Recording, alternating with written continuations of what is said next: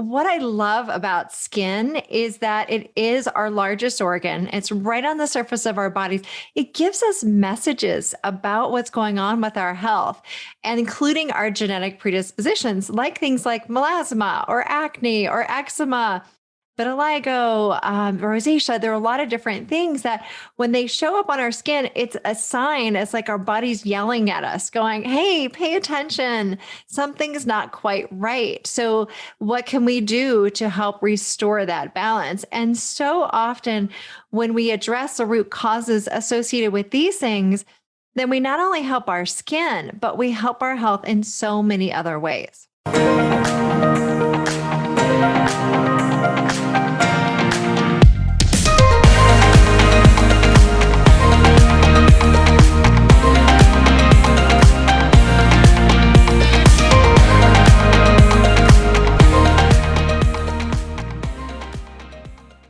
Welcome my guest, Dr. Trevor Cates. She's the author of the USA Today best-selling book, Clean Skin from Within, and the founder of thespadoctor.com. She received her medical degree from the National University of Natural Medicine and the first woman licensed as a naturopathic doctor in the state of California.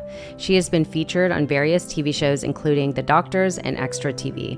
Dr. Cates is the host of Hormones, Health, and Harmony docuseries and the Spa Doctor podcast, and is host of the public television special Younger Skin from Within. Now she welcomes her newest book, Natural Beauty Reset, the 7-day program to harmonize hormones and restore radiance, a revolutionary new path to optimize your health, balance your hormones, and revitalize your skin.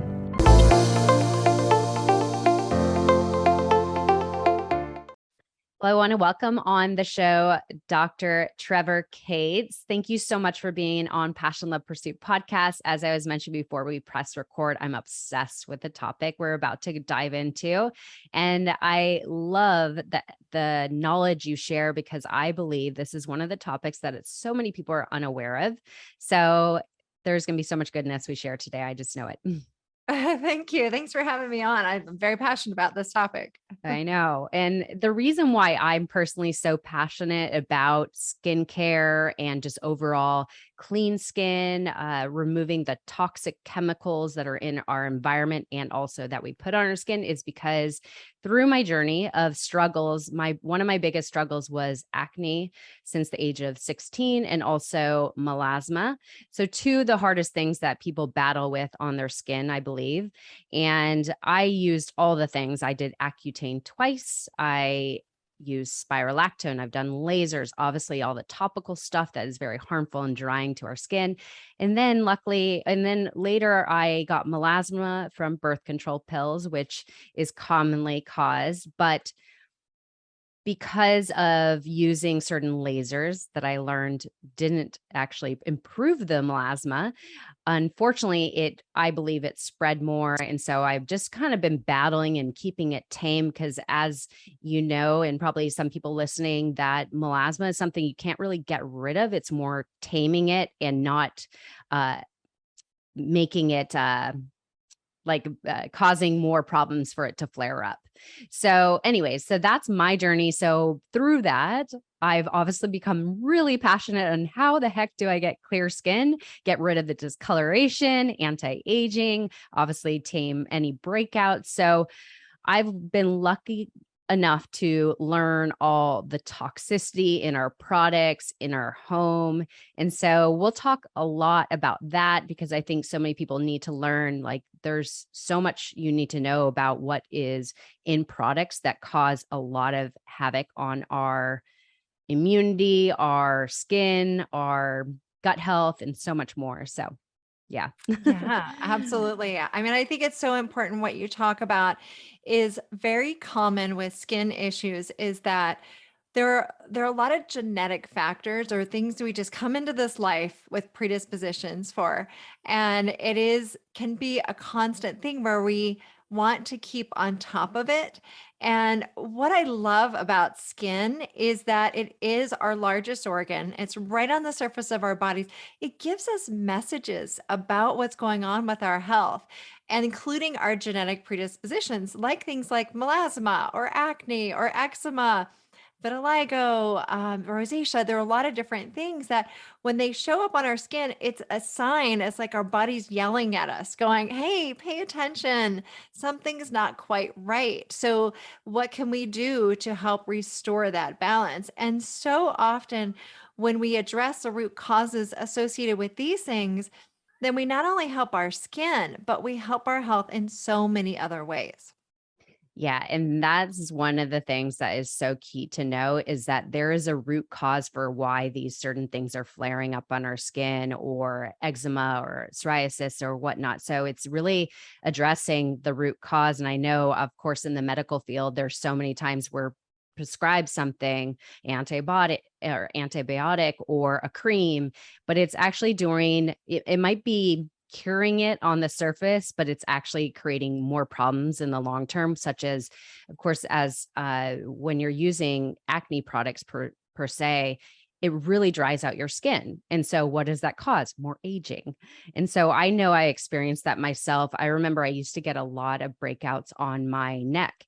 And because of that, I was putting those creams on my neck. And I feel like that's the reason why I have lines on my neck because of all that drying out and, thinning of the skin. So I would love to talk about that is what are some of the root causes that, I mean, of course, there's so many things. So the acne, the eczema, the drying of the skin, what are some of the root causes we should be thinking about?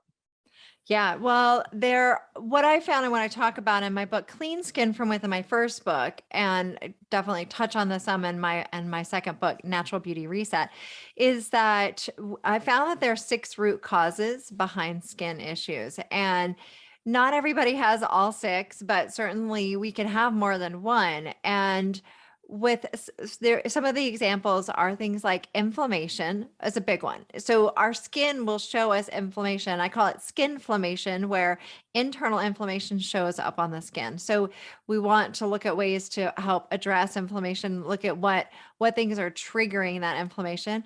Also, nutritional deficiencies are a common thing that we can see show up on our skin. Blood sugar issues. So when we have blood sugar imbalances, that's one of the things that can trigger certain skin issues.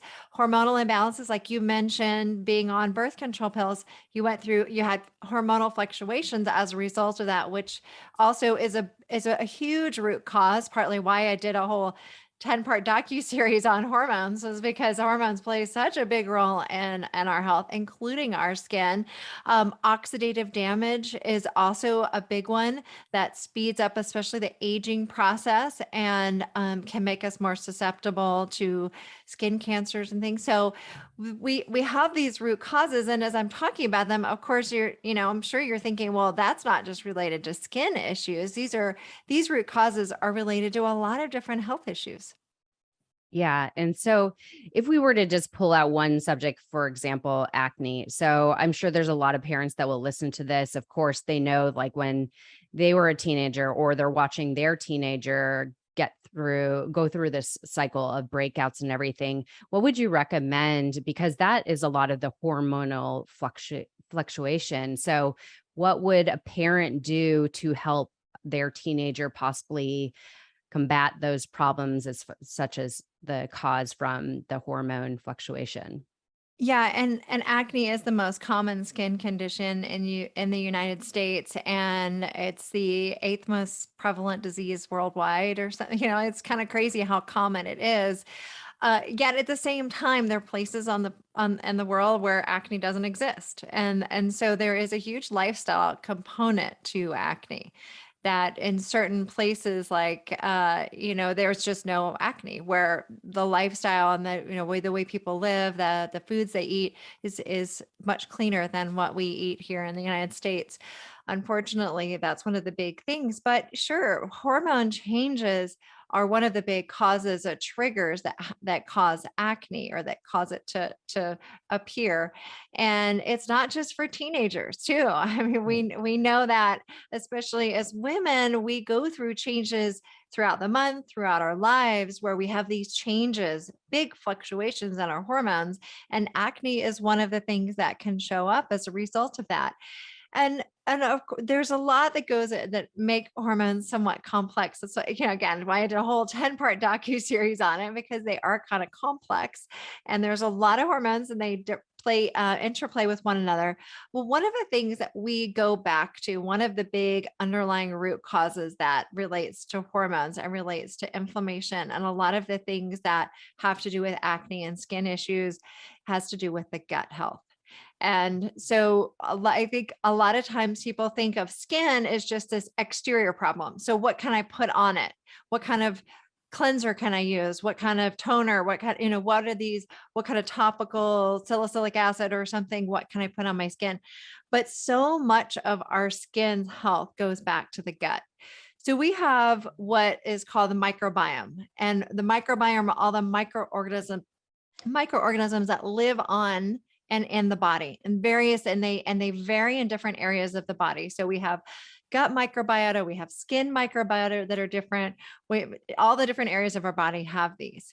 And there's lots of research that has come out showing this connection between the gut microbiome and the skin microbiome. So when we have gut dysbiosis or imbalances in the gut microorganisms, it can negatively impact the skin microorganisms. So on our skin, we have bacteria, viruses, fungi, mites that live on our skin. We have all kinds of little critters that are living on our skin. And I think when we use these extreme hygiene practices, that's one of the things that can actually disrupt that. But also when we go back to our gut, when we help address our gut and make that healthier, then that actually can improve our skin microbiome. Yeah, absolutely. And I know that's a whole topic in itself, how to repair the gut, leaky gut, and all those things. And we won't go too deep into that, but I do want people to know that, what is showing up on your face it can be directly affected by how your gut is. And so, what would be some of the quick things that people should do to nurture their gut microbiome? Yeah, absolutely. So certainly we want to cut out a lot of the processed foods, the high sugar foods, because eating a diet that is rich, that's high end sugar is going to create issues with blood sugar, which is again one of the root causes, and that can actually worsen acne. When we eat high sugar foods that increase the blood sugar, that increases insulin, which then triggers excess sebum production and androgen activity, which causes acne breakout. So sugar is one of those that we want to kind of keep in check, and instead looking for things that are more whole foods, especially those that are rich in fiber. Fiber is really, really important. So that's one of the most important things we could do. And our society does not get enough fiber in our diets. So fiber helps with the gut microbiome. It helps with that, it helps with our digestion, elimination, detoxification. That's so important. It also helps with blood sugar balance. So that's one of the most important things that people can do. And so that is super key. And, it doesn't have to be just, like whole grains. That in of itself is not enough to get the fiber, but getting it in plenty of vegetables and eating a variety of produce actually helps our microbiome as well. So lots of fiber and a diversity of plants in our diets. We just need more plants. Yeah, and this could be reiterated over and over. We all know that sugar is like the number one cause of cancer too. So it's like there's so many reasons to be more aware of what you put in your body, because it will show up in every facets of your body, and on the skin. So I think it's so important to touch on the gut health, but also to touch on uh these hormone disruptors, most importantly, because I know you speak heavily on this, and a lot of people are unaware of the things that they're putting on their skin and also consuming that might be just disrupting their hormone balance. So let's go into that. Why is this so important to address, and how can we as individuals, if we're not seeing somebody as yourself, how do we discern if our hormones are out of balance and what is disrupting them? Right. I think that, it's so crucial to talk about these endocrine disrupting chemicals in our environment. So I'm so glad that you're bringing this up. And this, just so people understand, endocrine disrupting chemicals are this group of chemicals that have hormone disrupting effects in the body. So what will happen with these chemicals is they're known to bind to hormone receptors and alter the way that hormones function. So they might mimic a hormone. So our body might think that it has more estrogen than it actually does. So then the body responds in a way that makes it act like it has more estrogen or more androgens or things. So it's throwing off the balance of our hormones. And endocrine disrupting chemicals, exposure to these have been linked to infertility, early puberty, thyroid disease, breast cancer, prostate cancer, and endometriosis. I mean, really any kind of hormone problems you can think of. And don't just think about sex hormones too. Think about other hormones having to do with weight gain and a lot of different factors that hormones play such a huge role with our health, including our skin. So we get exposed to these in our environment and air, water, food, and personal care products.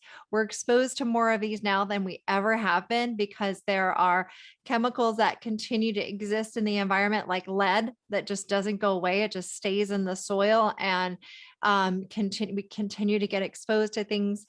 There could be chemicals that are banned in the United States, but they still exist in other parts of the world, and they can still travel over in clouds and rain down on us.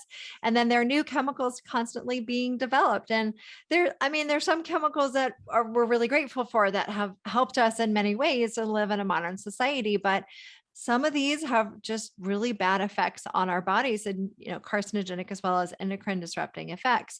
And they're in, pesticides and a lot of different things that we get exposed to on a regular basis. So what I tell people is to focus on the areas that you have the most control over, which is what you bring in your home, what you eat, and what you put on your body. So those are the areas where you really, really want to focus. And so as we're talking about skincare products, that is one of the places where unfortunately it's just not well regulated, where Mhm. we it really do need more regulation in the United States around these endocrine disrupting chemicals and really personal care products in general. And there have been 11 ingredients banned in personal care products, while in Europe they've banned over 1,300 ingredients. I just want And to pause there because how shocking is that? I don't understand it. This makes no sense. It's like, for example, hydroquinone is one of them. It's banned in Europe.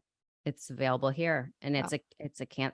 I've used a lot of hydroquinone, so this is the reason why I know this. So that's just insane to think that our regulations are not even somewhat close to European countries.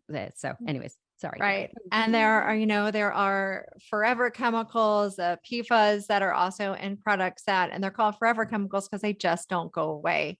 And they exist in our environment, they exist in the body. So again, just the more we can educate ourselves on reducing our exposure. And on average, people use about, like 9 to 12 personal care products a day, which can expose you to 126 to 150 different chemicals. And without these being well regulated, we're getting exposed to these. And what I really encourage people to do is to focus on the ones that you use on a regular basis, because those are the things your body never gets a break from. So like your daily routines, your skincare products that you use on a daily basis, that's where I suggest people start. Like your cleansers, your moisturizers, those and makeups. Focus on those first.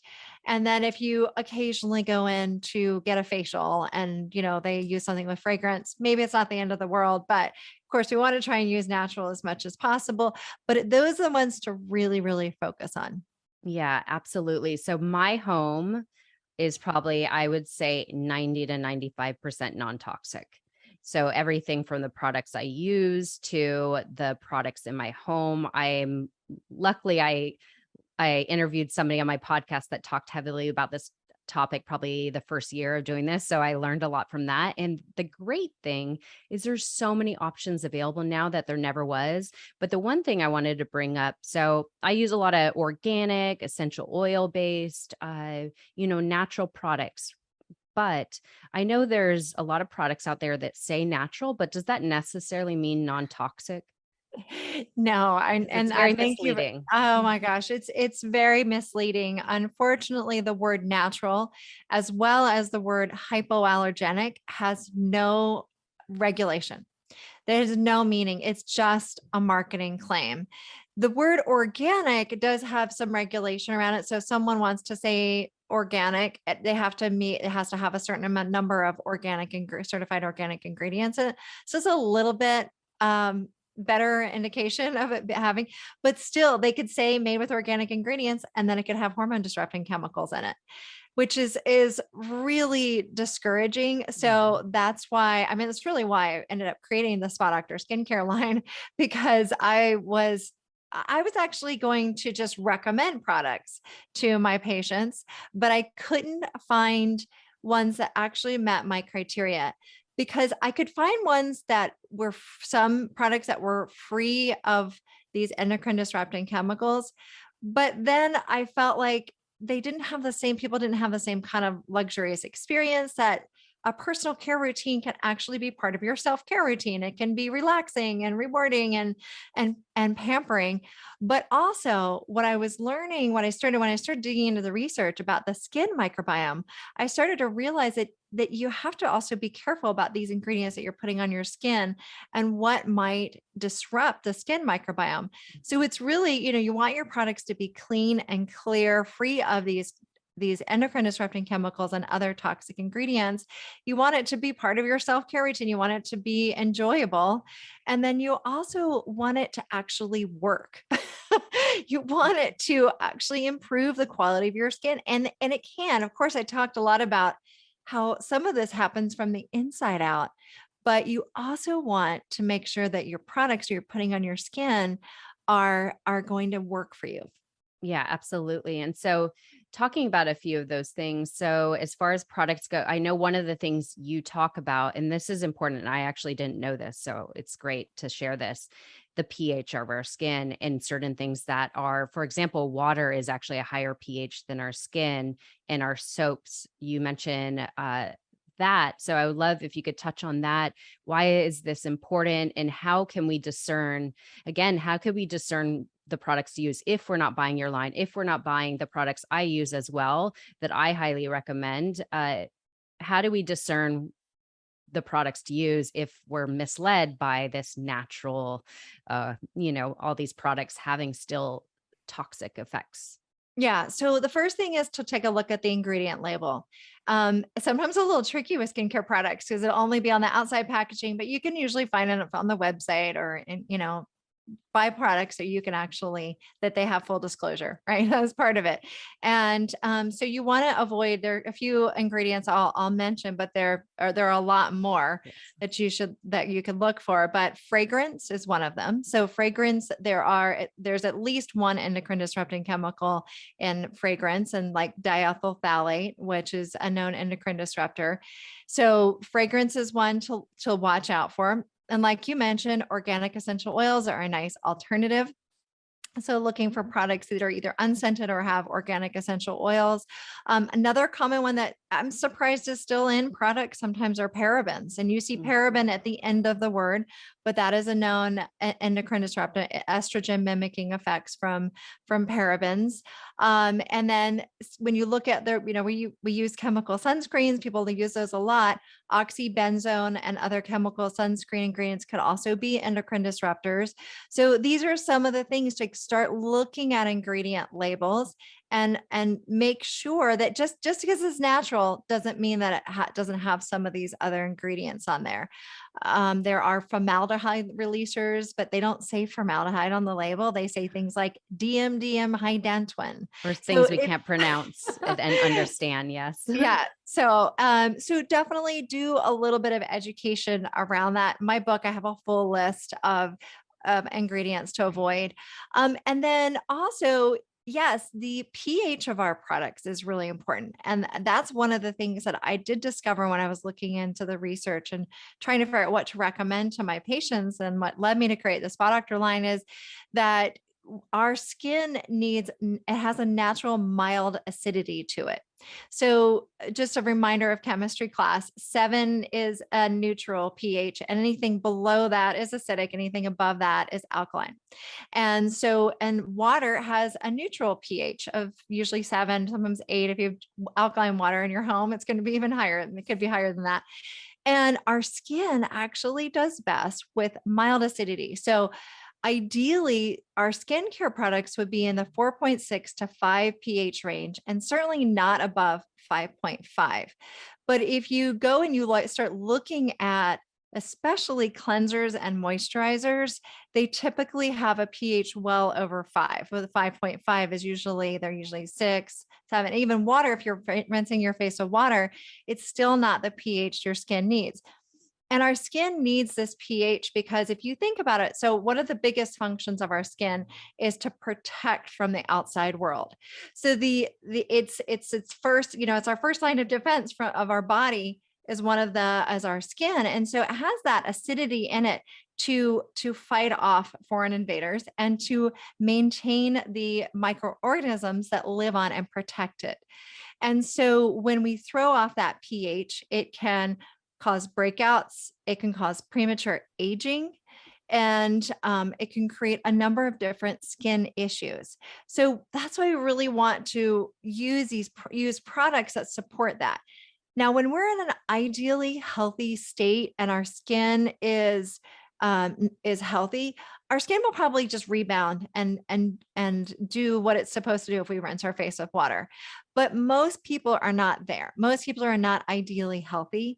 And so Mm. using products to help you get your skin back on track is I think an important piece of this.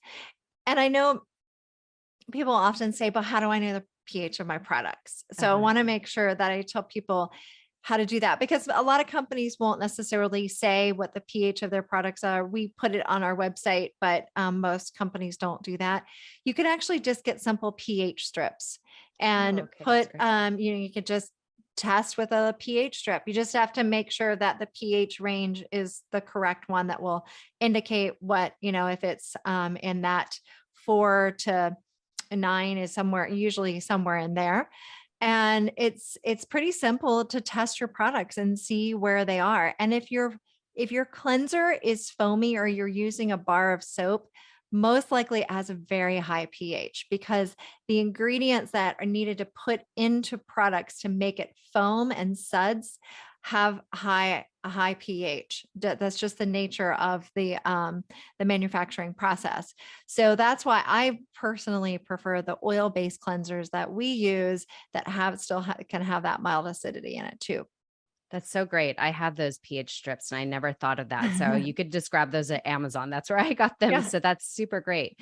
So actually, let's talk about oil because you mentioned oil cleanser, and I use a lot of oil actually for the organic holistic line that I use, the Golden Secrets. And a lot of people have this misconception with oil that it will cause more breakouts, but actually, using products that dry out your skin, make you produce more oil. So it's like counteracting. So it's actually beneficial. So if you could kind of touch on that, the controversy with using oils. Yeah, absolutely. I love this topic. And I think of it as like, remember back in the 80s when went through the low fat diet craze of like Yes. fats are bad. And then we started to realize, oh wait, fats aren't all bad. It just depends on the type of fat, right? So it depends So on the funny. type of oil. Right. So a lot of skincare products have mineral oil. And we have to remember mineral oil is a petroleum product. Petroleum is also what is used to make gasoline. So, why would we want to get our oil from petroleum when we have all these beautiful plants in nature that have much more beneficial oils for our skin? So, that's one of the things is the type of oil that we're using. Mineral oil, yes, that can create problems. That's what most people are used to. So, when they're used to that oily feel, they're used to the mineral oils. So, there are certain plant based oils that work much better for oilier skin types. And really, when we look at the manufacturing and how we put these products together, there's an art to that. I've definitely learned a lot about it making skincare products, and I think that oils actually can be extremely beneficial. Now it depends on your skin type and the type of oil. I'm not a big fan of using just straight oil for cleansing, but some people do that. My cleanser has some oils in it, but it has other ingredients too that still help people remove makeup and debris and things like that. But I mean, there are certain oils like jojoba oil, for example, is a much lighter oil, so it's not Mhm. going to have that heavy feeling on your skin. And another thing I would say as a trick, if you're using oils for cleansing your face, use warm water because that will help kind of dissolve the oil and help it do what it's supposed to do, which is actually removes all the, the debris on your face and clears it's really great for cleansing your skin.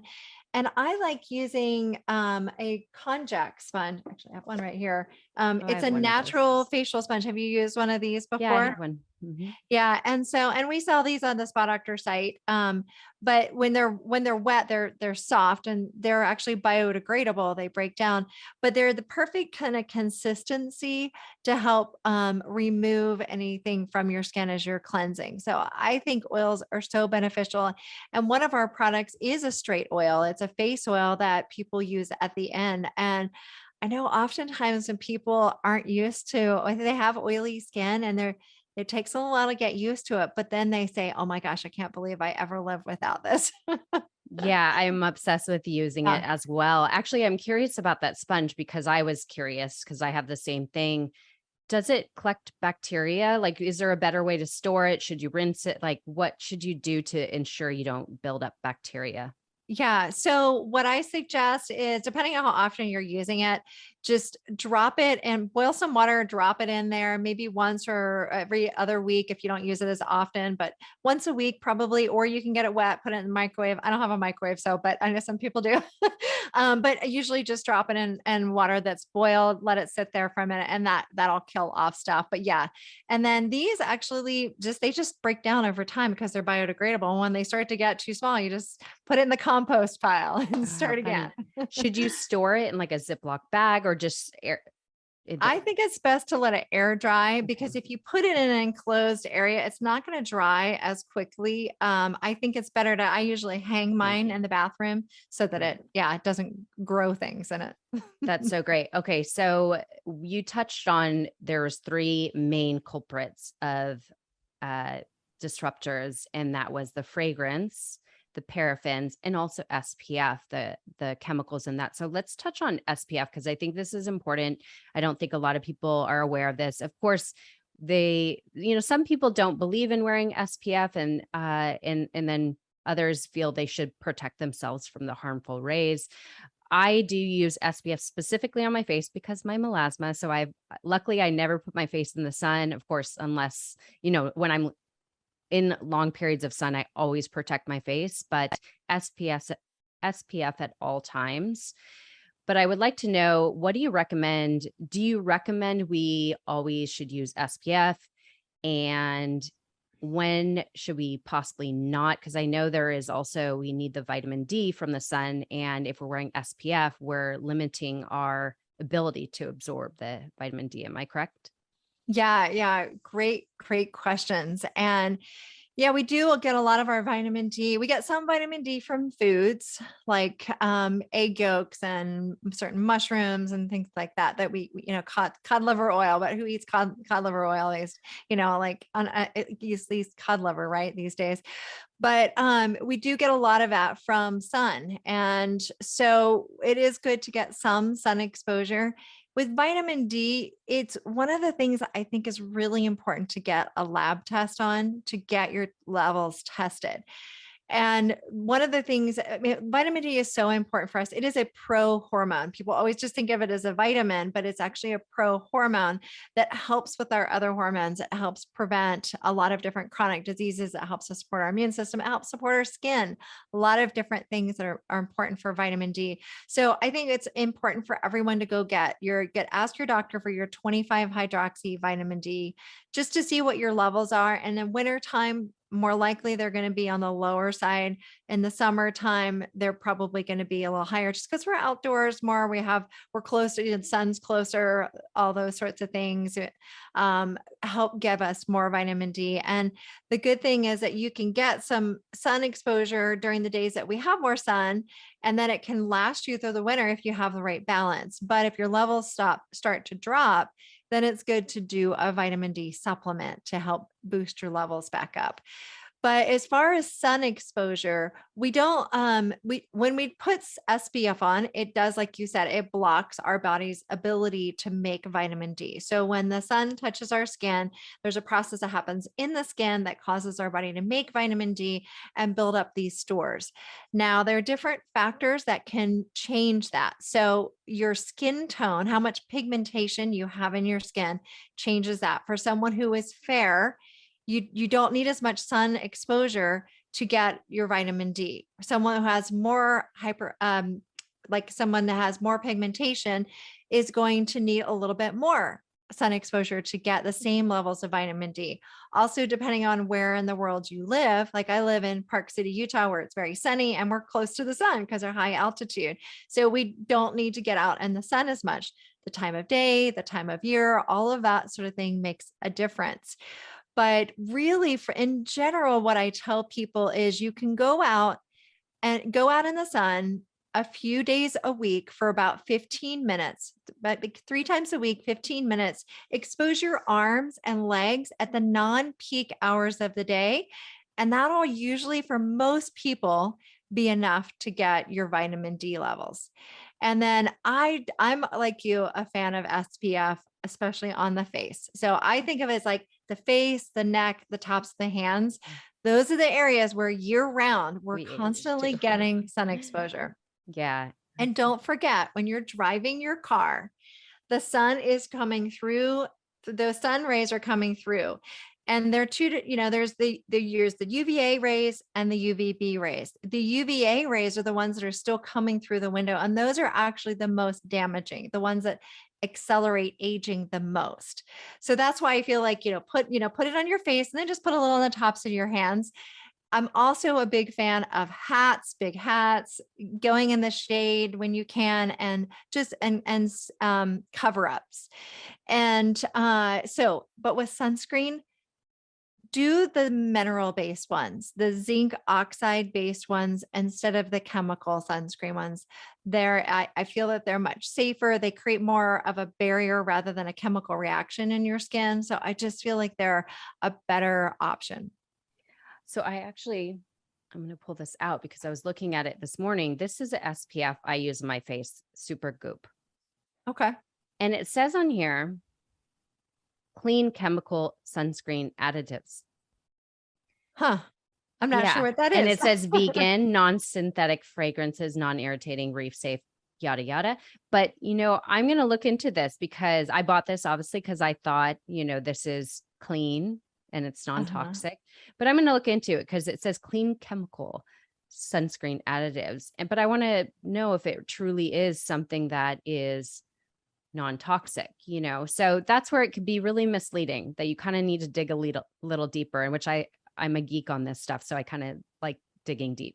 Yeah. So there is, oxybenzone is the one that there's the most research on, the chemical sunscreen ingredient that has the most concerns. And a lot of people have taken oxybenzone out, but it is still in some. There are other chemical sunscreen ingredients that there's less research on as far as showing that hormone disrupting. I'm just concerned that there's just over time, we'll learn more about those. But there is, if you're not familiar with Environmental Working Group, EWG.org, they have a skin deep database where they have like a rating of products.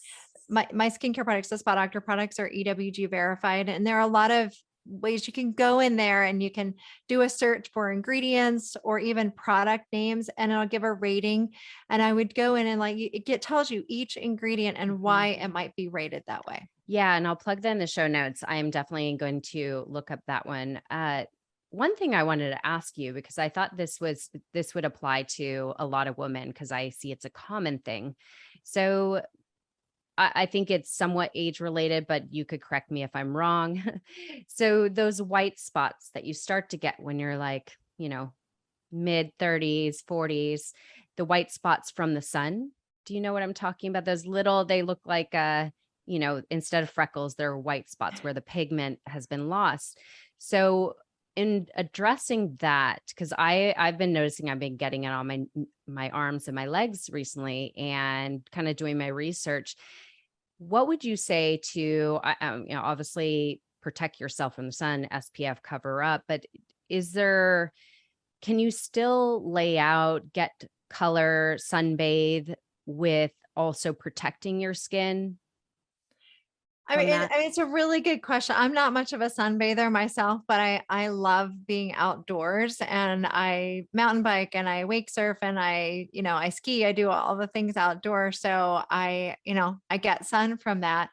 I think there are a few things that we can do to help protect our skin overall. I mean, we've talked about sunscreen and cover ups. I mean, obviously, and then picking what time of day, trying to do your outdoor activities in the morning and later in the day.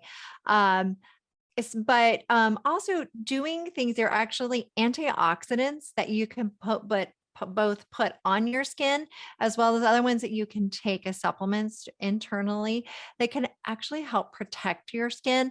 And so just as a reminder, antioxidants help protect against oxidative damage. Oxidative damage is one of the things that speeds up the aging process and also can predispose us to skin cancers.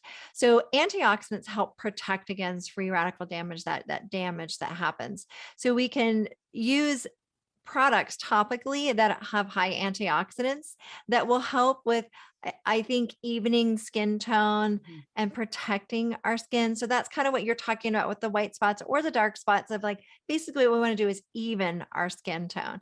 And then astaxanthin is a supplement and a nutrient that is known to help protect our skin from the inside out from the sun's damaging rays. So astaxanthin is a great one. So Right. I mean, those are things that I generally recommend and that I personally do. Great. That's great. Actually, you're mentioning supplements. So if you were to just name, I don't know, 3, 4 supplements that you suggest that will help improve our skin.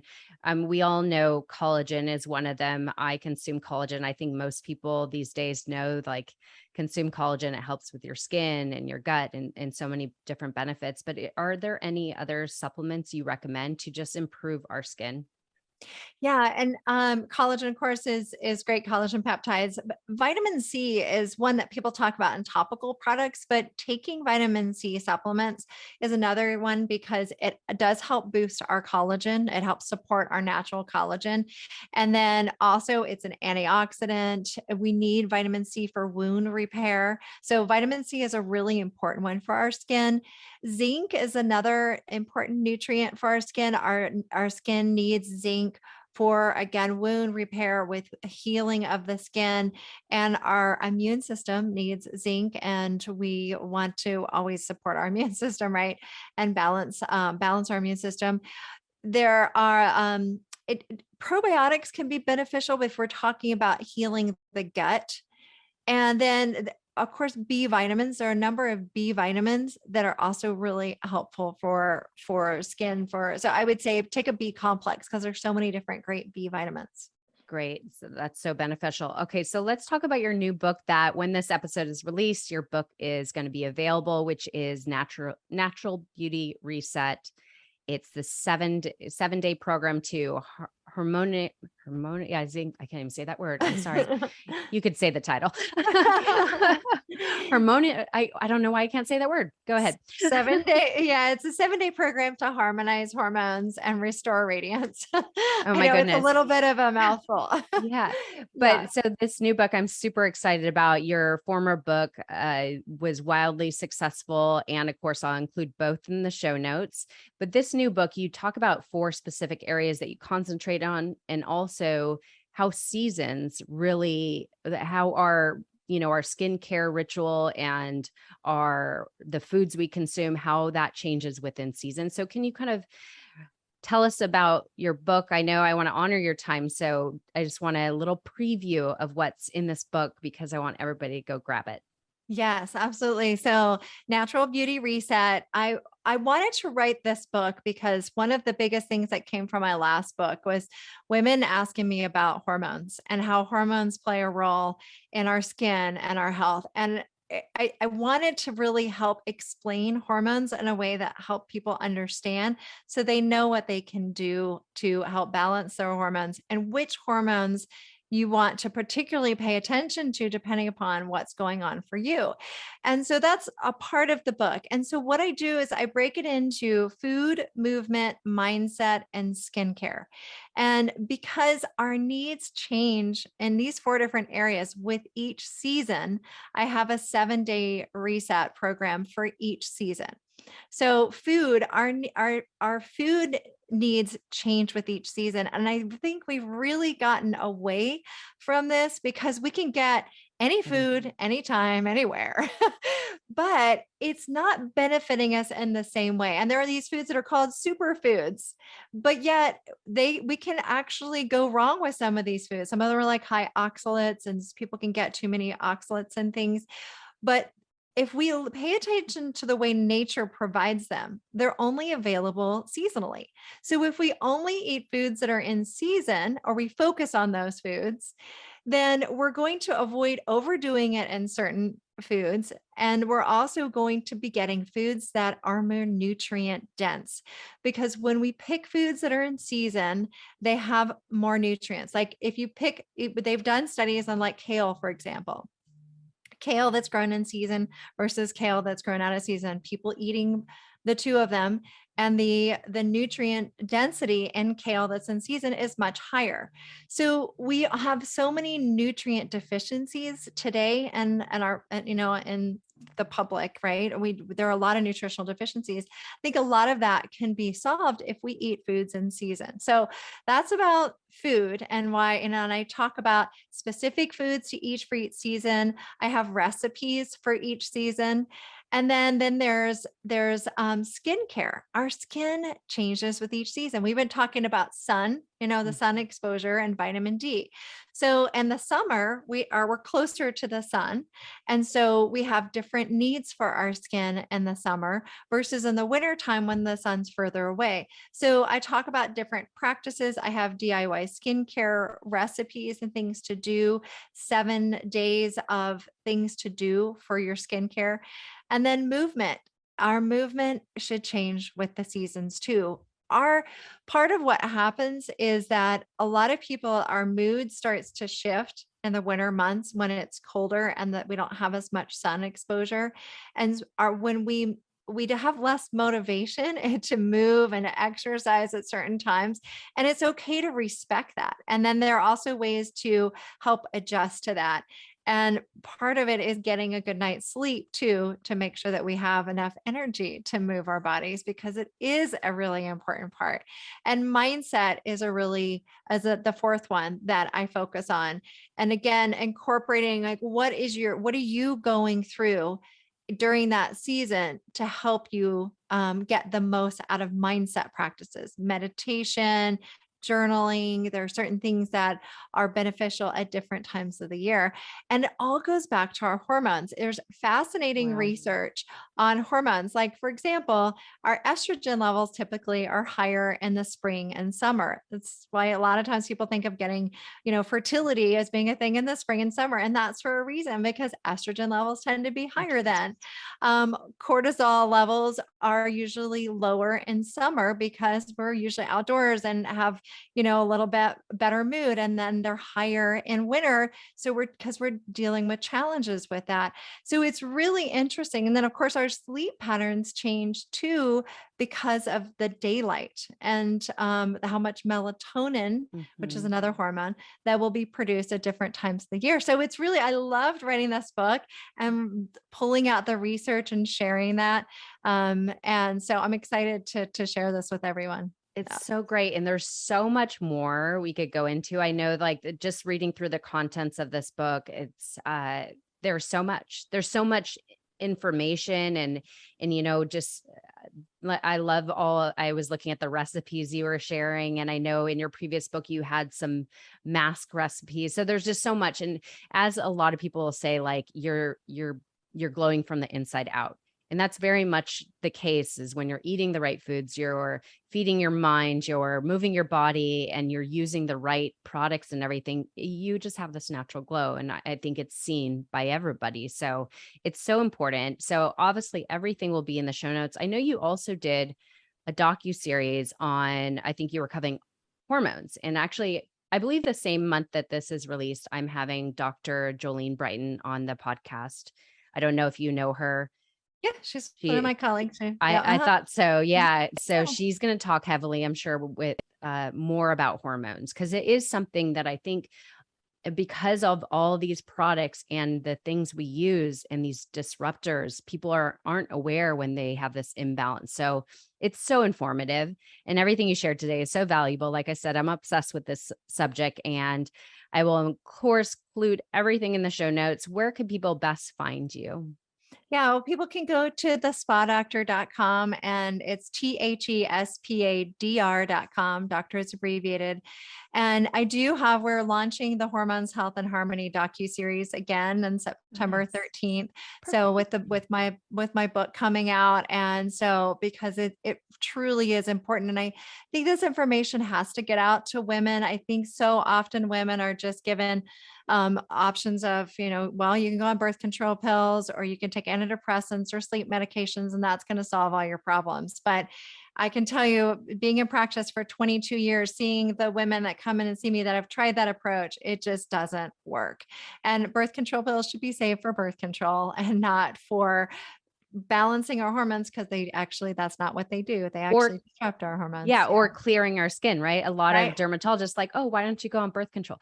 It's such ludicrous advice. But that's again another subject. There's so much to go into. And so I'm so happy you're sharing this. I think it should be on Netflix, like this information, because I think, like I said, I believe this topic is so important because of the regulations in the United States. There's so many things that are bypassed that are not good for us.